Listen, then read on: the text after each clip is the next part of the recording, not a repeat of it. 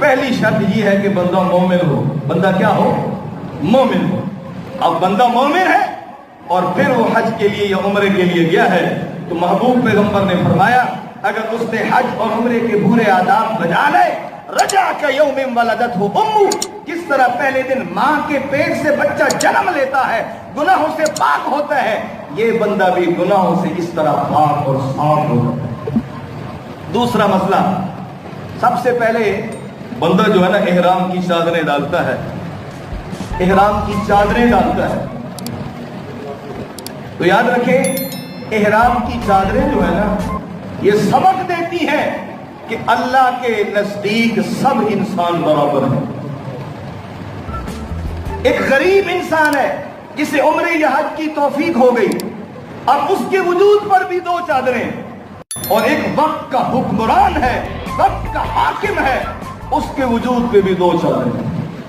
یہ 2 چادریں پیغام دیتی ہیں کہ اللہ کے نزدیک سب انسان کیا ہے؟ برابر ہیں.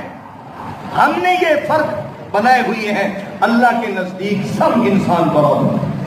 اللہ مکہ فتح ہوا، حضرت بلال رضی اللہ تعالیٰ عنہ کعبۃ اللہ کی چھت پہ چڑھے اور انہوں نے اذان دی. آج تو لوگ ترستے ہیں وہاں پر کعبۃ اللہ کو دیکھنے کے لیے ترستے ہیں. اللہ نے انہیں یہ مقام دے دیا کہ کعبۃ اللہ کی چھت پہ چڑھ کر اللہ کا نعرہ بلند کیا. ایسے نہیں یہ مقام مل گئے. حضرت بلال نے بڑی قربانی دی تھی، حضرت بلال نے بڑی قربانی دی تھی. چنانچہ حضرت بلال نے جب آذان دی تو کسی کی زبان سے نکل گیا آذان دینے کے لیے حضرت بلال ہی ملے تھے. کوئی نو مسلم تھا یا کوئی تھا، اس کی زبان سے یہ الفاظ نکلے. حضرت بلال تو صبر کر گئے لیکن بلال کا رب خاموش نہیں رہا. قرآن کی آیت نازل کر دی، سورہ حجرات آیت نمبر 13، یا ایھا الناس انا خلقناکم من ذکر وانثی وجعلناکم شعوبا وقبائل لتعارفوا ان اکرمکم عند اللہ اتقاکم. اللہ کریم نے فرمایا اے لوگوں، تمہارے اندر سب سے بڑھ کر اللہ کے نزدیک عزت والا وہ بندہ ہے جس کے دل میں سب سے بڑھ کر اللہ کا خوف ہے، جس کے دل میں اللہ کا سب سے بڑھ کر خوف اور حیا ہے، وہ بندہ اللہ کے نزدیک سب سے بڑھ کر عزت والا ہے. تو ایک تو احرام کی چادریں یہ سبق دیتی ہیں کہ سارے کے سارے لوگ اللہ کے نزدیک برابر ہیں.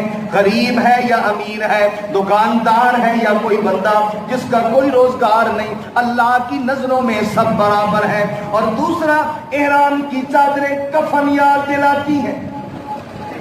انسلی چادریں، انسان کو جو کفن دیا جاتا ہے وہ بھی انسلا ہوتا ہے. کیا جیب ہوتی ہے اس کے اندر؟ کوئی جیب نہیں ہوتی. قرآن مجید پڑھیے، اللہ اکبر، سورہ انعام، وَلَقَدْ جِئْتُمُونَا فُرَادَىٰ كَمَا خَلَقْنَاكُمْ أَوَّلَ مَرَّةٍ وَتَرَكْتُم مَّا خَوَّلْنَاكُمْ وَرَاءَ ظُهُورِكُمْ.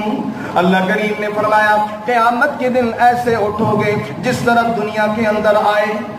دنیا کے اندر جب بندہ بچہ پیدا ہوتا ہے اس کے وجود پر کوئی کپڑا نہیں ہوتا، اس کے سر پر کوئی کپڑا نہیں ہوتا، پاؤں میں جوتا نہیں ہوتا، بے ختنہ ہو کر آتا ہے.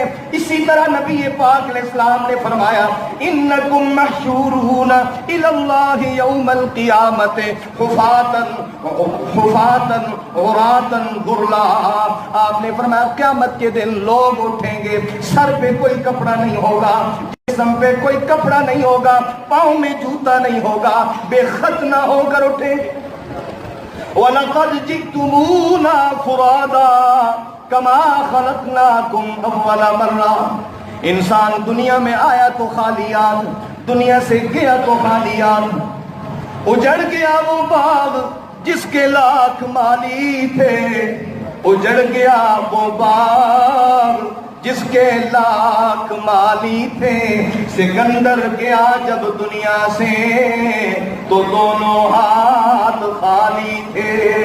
قیامت کے دن بھی انسان اٹھے گا تو خالی ہاتھ اٹھے گا، وجود پہ کوئی کپڑا نہیں ہوگا، سر پہ کوئی کپڑا نہیں ہوگا، پاؤں کے اندر کوئی جوتا نہیں ہوگا، بے ختنہ ہوگا اٹھے گا۔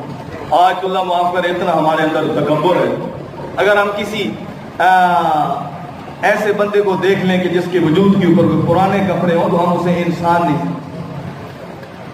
تکبر چھوڑ دیں، یہ تکبر اور بڑائی اور کبریائی اللہ کی ذات کو زیبا ہے، اللہ کے سوا کسی کے لیے تکبر کرنا جائز ہے۔ آپ نے کیا فرمایا؟ العجز فخری، عجز عاجزی اللہ کے در میں درماندگی، کمائیگی، بے بضاعتی، اور اللہ کے در میں بے بسی کا اظہار کرنا، یہ مجھے سب سے زیادہ محبوب اور پسندیدہ ہے۔ اللہ اکبر کبیرہ۔ اس واسطے شاعر آتا ہے نا،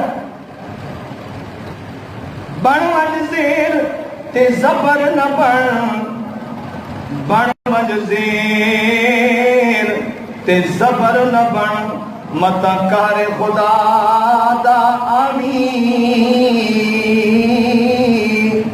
بڑھ وج زیر تے زبر نہ بڑھ، متا کار خدا دا آمین۔ خدا دی کہ مخلوق تے ظلم نہ کر، متا کہر خدا دا آمین۔ زر دولت رب کھس کے تینڈی، در در تو پنواوی۔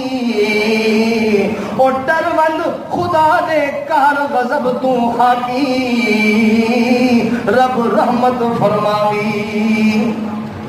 انسان کو اللہ کے قہر غضب سے ڈرنا چاہیے، یہ نہیں کہ چار پیسے آ جائیں تو انسان متکبر ہو جائے۔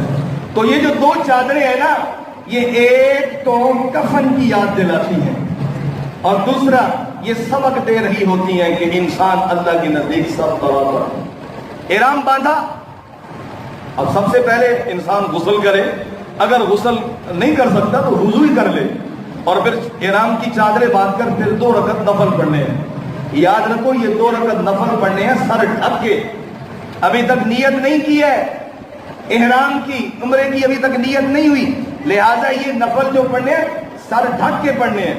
وہ احرام کی چادر سر پہ کر لیں، ٹوپی کر لیں، جب آپ 2 رکعت نفل، اور یہ 2 رکعت نفل پڑھنے یہ مسنون ہے، کہ نبی علیہ السلام کی سنت ہے۔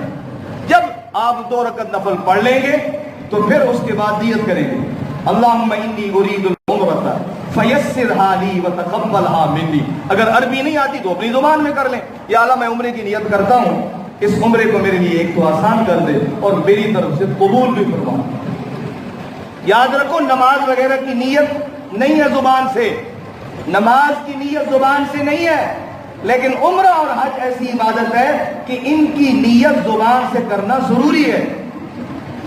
تو جو ہی آپ نے غسل کر لیا، احرام کی چادریں باندھ لی، اس کے بعد 2 رکعت نفل پڑھے، اب اس کے بعد یہ نیت کریں، اور نیت کرنے کے بعد 3 دفعہ اونچی آواز سے مرد کے لیے یہ مسئلہ ہے کہ وہ لبیک بلند، لبیک اللہم لبیک لا شریک لک ان الحمد والنعمت لک والملک لا شریک لک۔ 1 دفعہ اونچی آواز سے پڑھنا ضروری ہے، 3 دفعہ اونچی آواز سے پڑھنا مسنون ہے، اور عورتوں کے لیے مسئلہ یہ ہے کہ وہ آہستہ آواز میں پڑھیں۔ اب جو ہی اس نے تلبیہ پڑھ لیا اور نیت کر لی، اب فوراً ٹوپی سر سے اتار دیں۔ اب احرام کی پابندیاں شروع ہو گئی، اب اس نے چونکہ نیت کر لی ہے لہذا اب سر بھی نہیں ڈھک سکتا، اب خوشبو نہیں لگا سکتا، اب ناخن نہیں کاٹ سکتا، وجود کا کوئی بال نہیں اکھیڑ سکتا ہے، خوشبو نہیں لگا سکتا ہے۔ اب احرام کی اور پھر یہ وظیفہ جاری رکھنا ہے جب تک کہ اللہ کا گھر آنکھوں کے سامنے نہیں آ جاتا۔ لبیک اللہم لبیک لبیک لا شریک لک لبیک ان الحمد والنعمت لک والملک لا شریک لک۔ لبیک، اللہ فرماتے بندے اگر تو ساری زندگی بھی لبیک لبیک کرتا رہے، تیرا حج اور تیری حاضری قبول نہ ہوگی جب تک کہ آگے یہ تو نہ کہے لا شریک لک، اللہ تیرا کوئی شریک، جب تک بندہ اس کا اقرار نہ کرے، بندے چاہے 1,00,000 اور 1000 وہ حاضریاں دے اور 1000 دفعہ بھی حج کرے، اللہ کے دربار میں قابل قبول نہیں ہوتا ہے۔ اور جب بندہ وہاں پہنچے اور اللہ کا گھر آنکھوں کے سامنے آئے تو پھر اس وظیفے کو ترک کر دے اور چھوڑ دے اور پھر اللہ سے دعا مانگے. جب پہلی نظر کعبۃ اللہ پہ پڑتی ہے تو پھر اس وقت بندہ جو بھی دعا کرے اللہ قبول کرتے ہیں. کون سی دعا کرے؟ ہمارے استاد فرمایا کرتے تھے بندہ یہ دعا کرے اللہ مجھے مستجاب الدعوات بنا دے. پہلی دعا یعنی میں جب بھی دعا کروں اللہ تو میری دعا منظور کر دے. یہ ایسی دعا ہے کہ سب کچھ اس میں آگے ہے. یا پھر ربنا آتنا پڑھ لے. بہرحال اس وقت جو بھی دعا کی جاتی ہے اللہ وہ دعا منظور کرتے ہیں اور قبول کرتے ہیں. پھر رو رو کے اللہ اس وقت کیفیت ہی ایسی ہوتی ہے انسان کو پوری دنیا خواہ بندے کے ساتھ بیوی ہو بچے ہوں کوئی پتہ نہیں ہوتا میرے ساتھ کوئی ہے, بس اللہ کا گھر ہوتا ہے اور خدا کی یاد ہوتی ہے. وہ ایسی کیفیت ہوتی ہے کہ انسان ان کیفیات کو بیان نہیں کر سکتا. پھر اس کے بعد انسان سیدھا حجر اسود کے پاس جائے. حجر اسود کے پاس بعض لوگ ہوتے ہیں عمرے کے لیے احرام بندہ ہوتا ہے حجر اسود کو جا کے چوم لیتے ہیں. نہ بھائی, احرام چونکہ حجر اسود کو خوشبو لگی ہوتی ہے لہذا آپ اسے چوم نہیں سکتے. احرام کی حالت میں حجر اسود کو چوم نہیں سکتے, ہاتھ بھی نہیں لگا سکتے, بس صرف استلام کرنا ہے. آپ نے کیا کرنا ہے؟ استلام کرنا ہے. یوں اپنے ہاتھ دونوں کر لیں یا ایک ہاتھ, اور یہ تصور کریں کہ میں نے ہاتھ جو ہے حجر اسود پہ رکھ دیا اور دعا پڑھیں بسم اللہ اللہ اکبر وللہ الحمد والسلام علی رسول اللہ. یہ دعا پڑھیں اور یوں پھر جائیں اور اپنے طواف کا ابتدا شروع کر دیں. یاد رکھیں جو طواف ہوتا ہے نا عمرے کا یا حج کا, یہ ضروری مسئلے میں بیان کر رہا ہوں, انشاءاللہ اگلے جمعے پہ حج کا ٹاپک لاؤں گا. پہلے جو 3 چکر ہوتے ہیں ان میں مرد کے لیے رمل کرنا ہے. رمل یوں اپنے کندھوں کو ہلا کے چلنا ہے پہلے 3 چکر.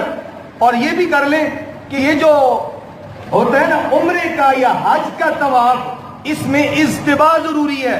اجتباء کیا ہوتا ہے؟ یہ اپنی جو دایاں کندھا ہے اسے آپ نے ننگا کرنا ہے. کیا کرنا ہے؟ ننگا کرنا ہے. بعض لوگ اس کندھے کو ننگا کر لیتے ہیں, بعض ننگا بھی نہیں کرتے, اور بعض لوگ صحیح کے دوران میں اپنے اس کندھے کو ننگا کیے پھرتے ہیں. حالانکہ صرف طواف کے وقت اپنے اس کندھے کو ننگا کرنا ہے, اس کے علاوہ کندھے کو ننگا رکھنا یہ مکروہ ہے. صرف طواف کے دوران اجتباء ہے, اور طواف بھی وہ یا جو عمرے یا حج کا طواف ہے. ایک بندہ ویسے طواف کر رہا ہے تو اس کے لیے ضروری نہیں ہے کہ وہ کندھے کو ننگا کرے. سمجھ آئی؟ اگر بندہ احرام کی حالت میں ہے تو پھر حجر اسود کو ہاتھ نہیں لگانا, چومنا بھی نہیں. اس کے بعد رکن یمانی ہے. ویسے مسئلہ ہے کہ اگر بندہ احرام کی حالت میں نہیں ہے, اسے توفیق مل رہی ہے, آسانی سے پہنچ سکتا ہے, تو حجر اسود کو چومے, اسے بوسہ دے. اور رکن یمانی کو ہاتھ لگانا مسنون ہے, بوسہ نہیں دینا, ہاتھ لگانا مسنون ہے.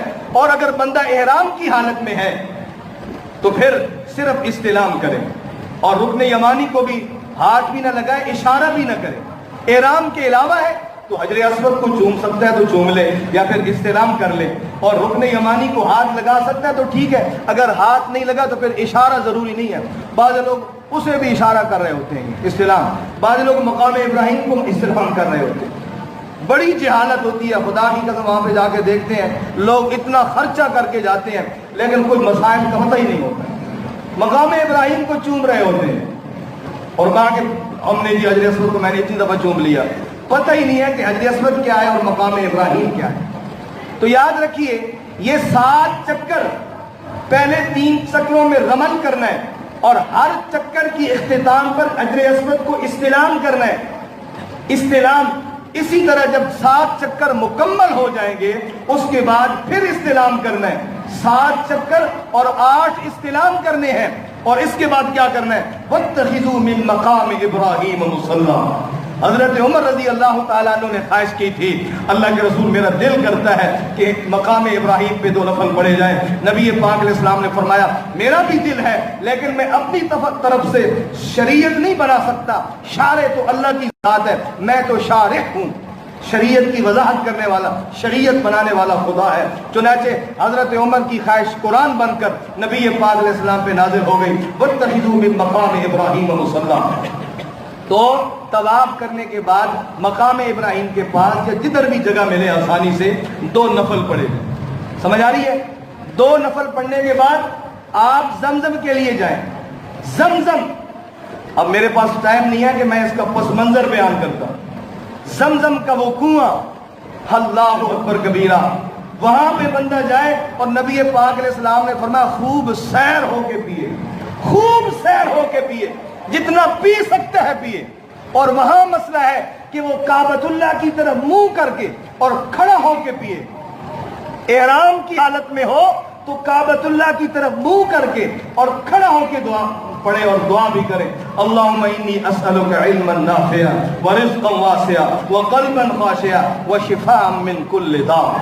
यार, और नबी पाक अलैहिस्सलाम की हदीस है, आपने फरमाया माउ ज़मज़म शिफ़ाउन लिमा शुरिब बिही, जिस बीमारी की इलाज के लिए जमजम पिया जाए अल्लाह ताला उससे शिफा देते हैं।